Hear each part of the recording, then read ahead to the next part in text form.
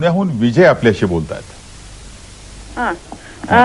आता डॉक्टरांनी सांगितलं की मधुमेहामुळे किडनीवरती परिणाम होतो आणि किडनीवरती परिणाम होतो तेव्हा पोटाचे विकार होतात. पोटाचे बरोबर आहे का? नाही पोटाचे विकार असं नाही आम्ही सांगितलं. पोटाचे विकार नाही म्हणाल. नाही, मधुमेहामुळे होणारा किडनीचा विकार आणि पोटाचे विकार वेगळे आहेत. 70 ते 80% लोकांना कॉन्स्टिपेशन म्हणजे पोट साफ होत नाही हा त्रास असतो, कारण आतड्यांच्या ज्या नसा आहेत त्यांच्यावर परिणाम झाला तर आतड्यांची हालचाल हळूहळू होते, तुमचं डायजेशन स्लो होतं, त्यामुळे पोटाचा विकार होतो. आणि किडनीचा विकार त्याचा आणि पोटाच्या विकाराचा काही संबंध नाही.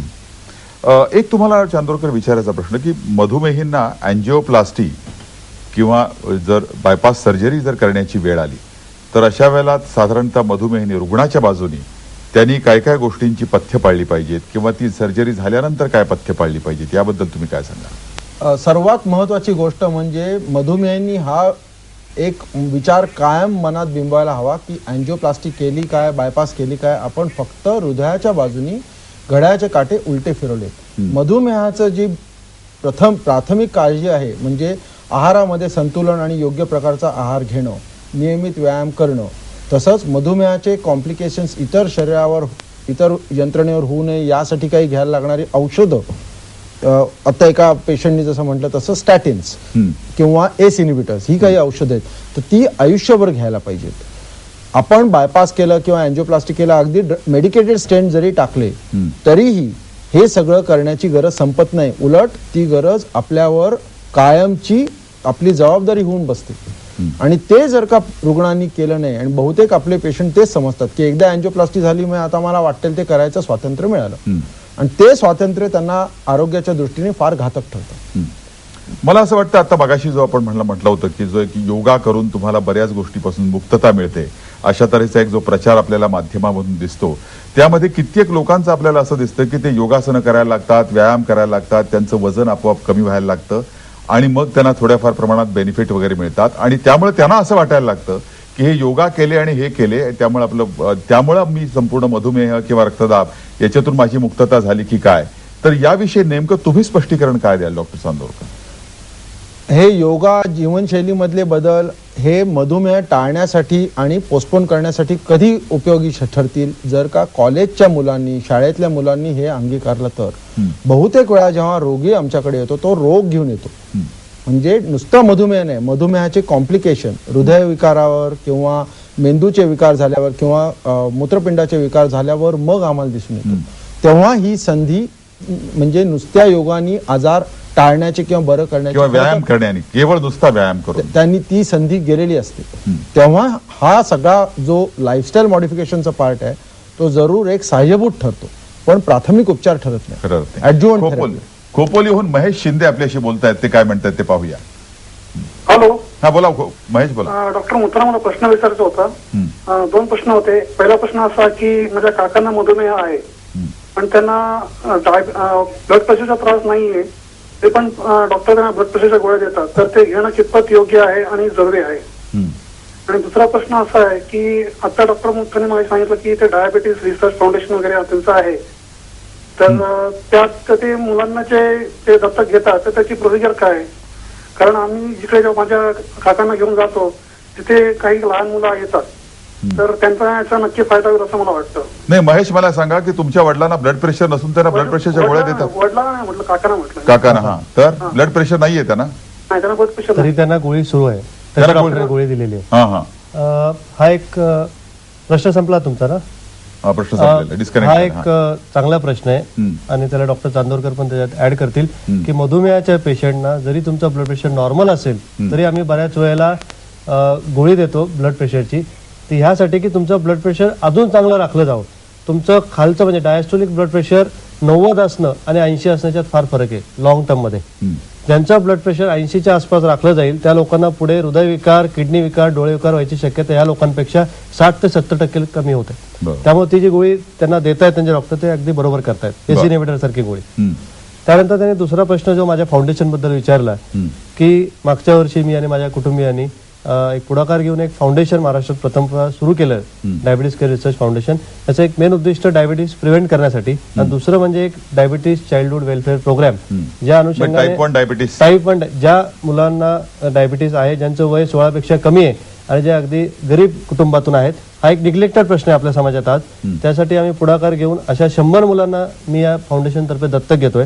त्यांच्या जन्मापासून त्यांचा इन्शुलिन, त्यांचे सगळे उपचार, सगळ्या तपासण्या आणि हॉस्पिटलायझेशन सगळा खर्च मी आणि माझे कुटुंबीय या फाउंडेशन तर्फे करणार आहे. आणि त्यासाठी प्रोसिजर अशी लेंदी काही नाही. त्यांनी जर आमच्या कोणी पेशंट असेल तर त्यांनी आमच्या क्लिनिकशी जर संबंध साधला तर आम्ही त्यांना प्रोसिजर अगदी सोपी समजून देऊ आणि निश्चितच 100 काय त्याच्यात जर 200 जरी झाले तरी आम्ही या मुलांना मदत करणार आहे. करण्याचा प्रयत्न राहील. ही चर्चा आपण अशीच सुरू ठेवतोय, पण एका कमर्शियल ब्रेक नंतर.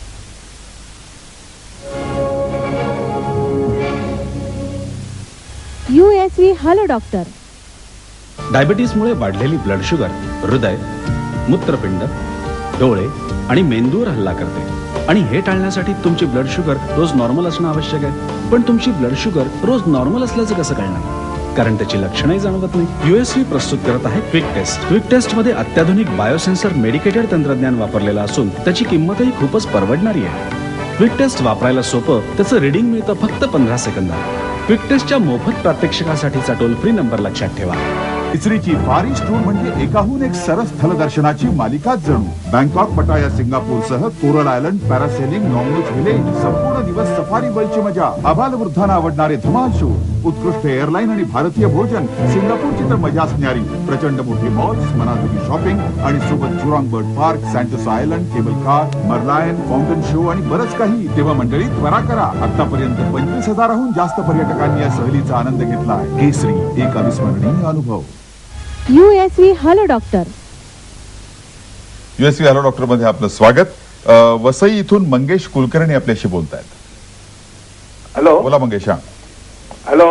हा बोला मंगेश. नमस्कार, मी मंगेश कोलकर वसईहून बोलतोय. प्रश्न माझे दोन असे आहेत की ॲलोपॅथीने पॅनक्रियास मध्ये इन्सुलिन होत नाहीये, त्यामुळे मधुमेह होतो. तर इन्सुलिन पॅनक्रियास तयार होण्यासाठी काय विचार केलेला आहे का ॲलोपॅथीने? दुसरा प्रश्न असा की एखाद्या समजा इन्सुलिनचा डोस घेत असेल आणि काही कारणामुळे त्याला रात्रीचं जेवण तब्येत बरी नसल्यामुळे त्यांनी जेवला नाही किंवा कमी घेतलं, तर त्याप्रमाणे त्याने इन्सुलिनचा डोस कमी करावा का किंवा जो सांगितलेला डोस आहे तेवढाच घ्यावा? तिसरा प्रश्न असा की त्याला रक्तदाब जर असेल तर त्याला गोळ्या घेत असेल, एखाद दुसऱ्या वेळा जर रक्तदाबाच्या गोळ्या घ्यायचा विसरला किंवा राहिला तब्येत बरी नसल्यामुळे, तर त्याचा परिणाम काय होतो का? ते तसं चालेल का? डॉक्टर मुथा. मधुमेहाची जी ट्रीटमेंट आहे ती महत्वाचे 2 प्रकार. एक म्हणजे शरीरात इन्शुलिन तयार करणाऱ्या गोळ्या, म्हणजे आपल्या पॅनक्रियास किंवा स्वादुपिंडाला चालना देऊन इन्शुलिनचं प्रमाण वाढवणं. का दुसरा म्हणजे शरीरात जे इन्शुलिन तयार होते आणि त्याचं कार्य होत नाही ते कार्य सुधारण्यासाठी गोळ्या. ॲलोपॅथी तशा ऑफकोर्स अशा गोळ्या आहेत की ज्या बऱ्याच गोळ्या आहेत की ज्याच्यामुळे शरीरातल्या आपल्या स्वादुपिंडाला चालना मिळते आणि शरीरात इन्शुलिनचं तयार होण्याची प्रक्रिया सुधारते. पण काही काळाने ही प्रक्रिया थंडावते आणि या लोकांना इन्शुलिन बाहेरून घेणं सक्तीचं होतं. तुमचा दुसरा जो प्रश्न होता की इन्शुलिन जर घेतलं आणि तुम्ही खाण्याचा जर चुकला तर त्या खाणं जर कमी होत असेल तर त्यांनी इन्शुलिनचा डोस कमी करावा का? तर निश्चितच जर तुम्हाला आज माहिती आहे तुम्ही आजारी आहे, तुम्ही खाणं जर कमी जात असेल तर तुम्ही इन्शुलिनचा डोस कमीत कमी 4 ते 6 युनिटने तो कमी करायला पाहिजे. आणि अगदीच जेवणार नसाल तर तो अगदी कमी घेऊन त्यावर दूध किंवा फळ किंवा असं काहीतरी छोटा न्याहारी त्याच्यावर घ्यायला पाहिजे. पुण्याहून गिरिजा आपल्याशी बोलतायत. बोला गिरिजा. हॅलो. मला वर्षामागे पॅरालिसिस म्हणजे फेशियल पॅरालिसिस झाला होता, तेव्हा शुगर डिटेक्ट झाली. मी वर्षभर चेकअप करते पण आता शुगर थोडी आहे, म्हणजे 250 वगैरे, आणि ब्लड प्रेशर मात्र नॉर्मल आहे. तर त्याच्यावर काही उपाय किंवा 250 म्हणजे तुमची रॅन्डम आहे की काही जेवल्यानंतर असं काही? दोन्ही मिळून, म्हणजे सकाळची 300 होती आणि जेवल्यानंतरची 250 होती. त्याच्यावर काही उपचार सुरू आहेत तुमच्या आता काही? सध्या मी आयुर्वेदिक घेते आणि आयुर्वेदिकने मला खूप फरक जाणवलाय. साखरेत की चेहऱ्यात? चेहऱ्यात पण आणि साखरेत पण. आणि मी सकाळी 3 किलोमीटर आणि संध्याकाळी जवळजवळ 2 किलोमीटर चालते आणि वय माझं 62 आहे. तुम्ही अजून बऱ्याच तरुण आहात. तुमचा जो प्रश्न होता की माझी साखर थोडीशी आहे ह्याच्यावर आपल्याला कळतं की आज किती आपल्या समाजात त्याच्यावर जागरूकता आहे. हा. यांची साखर फास्टिंग 300 आणि जेवल्यानंतर 250, म्हणजे ती कमी नाही, जे पाहिजे त्याच्या जवळपास तिपटीने जास्त आहे. आणि त्याकरिता आपल्या समाजात जागरूकता पाहिजे की साखर कमी म्हणजे उपाशी पोटी 110 पेक्षा कमी पाहिजे आणि जेवल्यानंतर 150 पेक्षा कमी पाहिजे.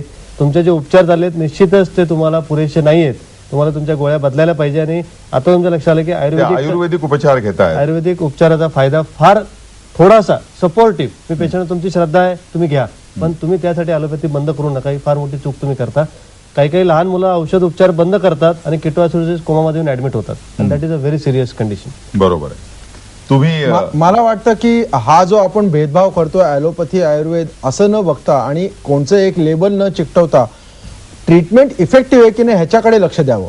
ज्या गोळीनी तुमची साखर कंट्रोलमध्ये येईल, ज्या गोळीनी तुमची साखर नियंत्रणाखाली येईल, ती गोळी उत्तम, ती आपल्याला लागू पडते, ती उत्तम आणि ती घ्यावी. त्याच्यावर कोणचं लेबल आहे, त्याला आयुर्वेदिक म्हणायचं का होमिओपॅथी म्हणायचं का ॲलोपॅथी म्हणायचं ह्याला महत्व नाही. कारण तुम्ही आज 300ची साखर असून तुम्ही सुखी आहात, तुम्हाला आनंद वाटतोय, पण हा भ्रामक आनंद आहे. हा तुम्हाला आजाराकडे घेऊन जाणार आहे आणि उद्या तुम्हाला नकळत, तुम्हाला सुरुवातीलाच एक पॅरालिसिसचा छोटा अटॅक आला होता, उद्या मेंदूचे विकार वाढतील, हृदयाचे विकार वाढतील, मूत्रपिंडाचे विकार सुरू होतील, जे निश्चितच घातक आहे.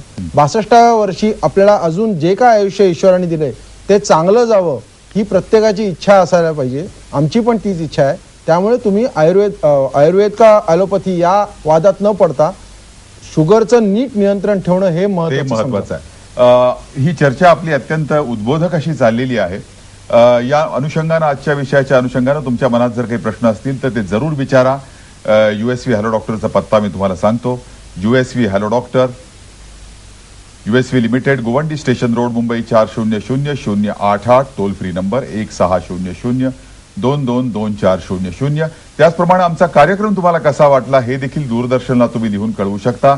त्यासाठीचा पत्ता आहे निर्माता USV हॅलो डॉक्टर, दूरदर्शन केंद्र, वरळी, मुंबई 400030. आता कार्यक्रम संपवण्यापूर्वी तुम्हा दोघांना मी एक 15 ते 20 सेकंदात तुम्ही तुमच्या प्रेक्षकांना किंवा आपले कार्यक्रम जो पाहतायत त्यापैकी जे मधुमेह असतील त्यांना कुठला तुम्ही सल्ला द्याल?